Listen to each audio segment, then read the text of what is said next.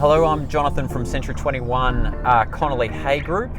Today we're going to be driving around and I'll be giving you an idea of what it's like to be a real estate agent in the Noosa Shire and show you around this great town of Noosa Heads.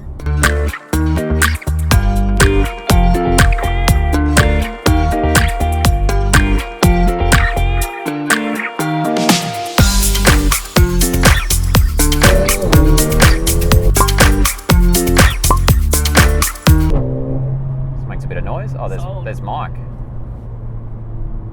I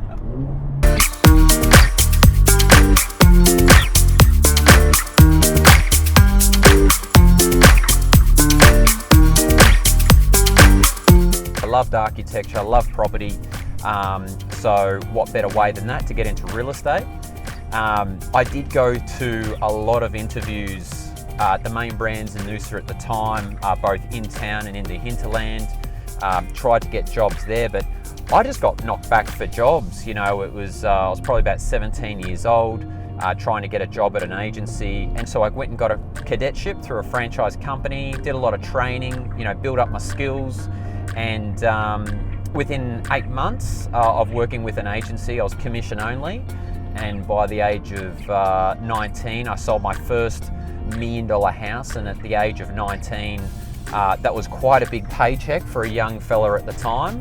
So what do you think has changed about the town since you've been in real estate? One of the biggest differences, and anyone who's been coming to Noosa over the last 15 years, the population feels like it's really swelling. Like there's so many people here, not even just in peak seasons anymore or just for events like Noosa Tri and Jazz Festival, Food Festival, all those sorts of things.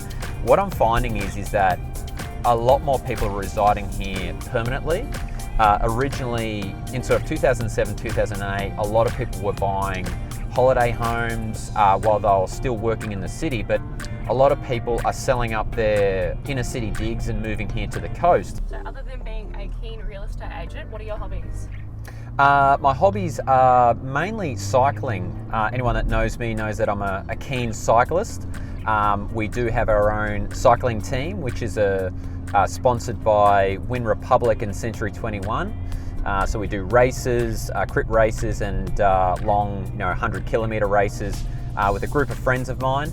Property is quite often the most expensive thing that people own, and they may have worked their entire life to pay off that asset, and they might be looking to upgrade or buy a property they've always wanted. And for them to put that expensive asset in your hands as an agent, say, look, Jonathan, we want you to market this property, we want you to get the best price for it because we trust you, we want you for the job, and to help them deliver that result, that high price, to be the gatekeeper in making that happen for them, I find really personally rewarding. Like I've made clients a lot of money over the years, helping them to buy and sell at the right time, to climb a certain level of wealth through real estate, and advising appropriately when to buy and sell to make more money and to upgrade properties over time.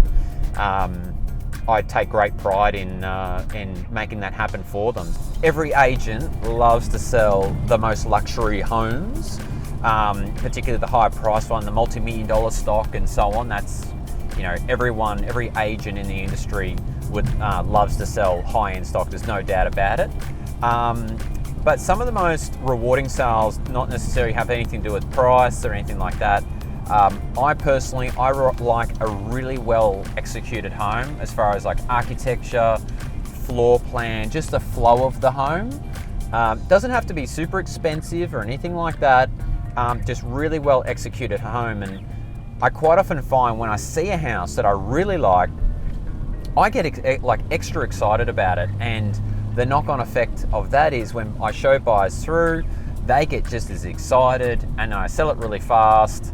And I think I want more houses like that, more properties like that where they're just so well done. But of course, not every property is the same. Like a lot of properties were built for function and not fashion.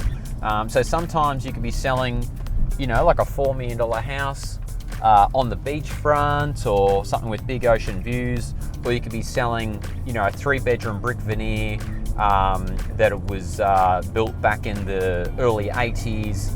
You know, it could be extremely hot in summer with no air conditioning, but each individual property has a certain allure or has a certain market.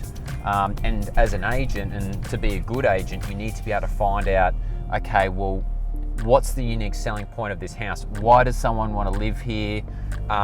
What's going to get people through the door and get a good result for the client?